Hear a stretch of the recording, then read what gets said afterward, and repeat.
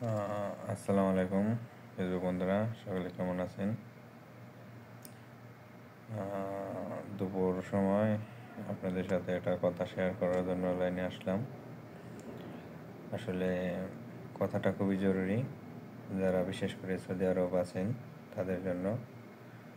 বর্তমানে কিছু সমস্যা চলতেছে, সেটা হলো আপনার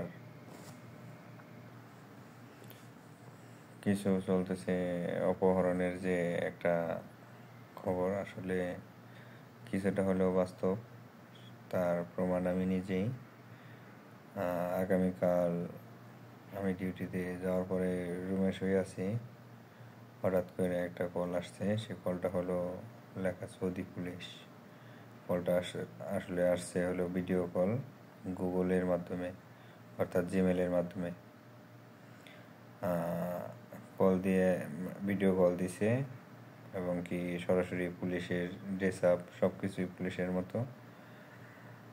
কল দিয়ে বলতেছে যে তোমার যে ব্যাংক কার্ড আছে তার মাধ্যমে আইফোন বা কোনো দামি জিনিস অর্ডার করা হয়েছে, তার জন্য একটা কমপ্লেন আসছে। সেই সাপেক্ষে সে আমাকে কল দেয়। আসলে অনেক যারা আছে যে কথাগুলো ভয়ভীতি, পুলিশের নাম শুনলে ভয়ভীতি পায়, আসলে তাদের জন্য অনেক সমস্যা। তখন আমি বললাম যে কি সমস্যা, আমি তো কোনো কিছু অর্ডার করি নাই। তাহলে আমি যেহেতু পুলিশের সাথে কাজ করি, অর্থাৎ যাওয়াতে অফিসে, সেই সুবাদে আমি মনোবল এবং সাহস হারাইনি। কিছুক্ষণ পরে সে আমাকে বলে যে তুমি কি আরবিতে কথা বলতে পারবা না অন্য ভাষায়? আমি তখন বললাম যে আরবি তো অতটা হয়তো বা বুঝি, অতটা না, আমি হিন্দি বুঝি বা অন্য ইংলিশ বুঝি। তখন সে বললো যে হিন্দি লোক আছে, তাহলে তুমি তার সাথে কথা বলো। সেও পুলিশের ড্রেস আপ করা, এবং কথা বললাম। সে আমাকে সব কিছু বুঝিয়ে বলার পর যখন আমি বললাম যে আমি তো পুলিশের সাথে সবসময় ডিউটি করি, তাহলে কোনো সমস্যা হলে অবশ্যই আমি আমার অফিস থেকে আমি দেখতে পারো, তাহলে আমি দেখুন নে। তখন সাথে সাথে লাইনটা কেটে দেয়, এবং কি আমাকে বলে যে তোর ব্যাংক কার্ড নাই? আমি বলি না, আমার ব্যাংক কার্ড তো আমি বানাই নেই, তাহলে আমি কীভাবে অর্ডার করলাম? এবং তারপরে সাথে সাথে বলে তোর এসটিসিবিও নাই, মানে আমাদের দেশে যে বাংলাদেশে যে বিকাশ, ওই রকম দেশেও কিছু অ্যাপস আছে। আমি বললাম যে না, এগুলো নাই। পরবর্তীতে সেই লাইনটা কাটে দেয়, এবং আমি অনেক খোঁজাখুঁজির পর বিভিন্ন অ্যাপসে, টেলিগ্রাম, টিকটক, স্ন্যাপচ্যাট, হোয়াটসঅ্যাপ, সবগুলোতে সার্চ দিছি। সেই কিসের মাধ্যমে কল দিছি আমি প্রথমে বুঝতে পারি নাই।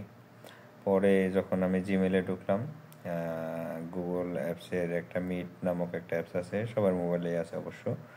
সেই অ্যাপসে ঢোকার পর দেখলাম যে সেখানে কল আসছে, সেখানে লেখা হলো saudipolice@gmail.com।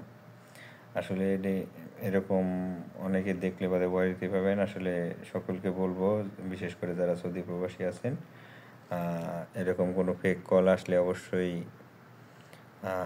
যাচাই বাছাই করে তারপরে আপনারা কোনো সিদ্ধান্ত নেবেন। হুটহাট কোনো সিদ্ধান্ত নেবেন না। এবং কি বিশেষ করে যেটা বলতে চাই, যে আপনার নামে যদি কোনো কমপ্লেন বা কোনো মামলা যদি থাকে, তাহলে অবশ্যই আপনাকে সিম নাম্বারে কল দিবে, এবং আপনাকে আপনার যে কাছাকাছি যে পুলিশের যে বক্তব্য আছে সেখানে যাইতে বলবে।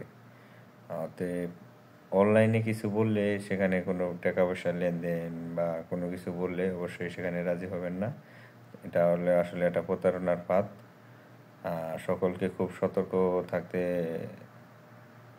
থাকতে হবে। বিশেষ করে বর্তমানে কিছুদিন আগে রিয়াদ খুব ঝামেলা চলছিল, এখন রিয়াদ থেকে জেদ্দায় আসছে।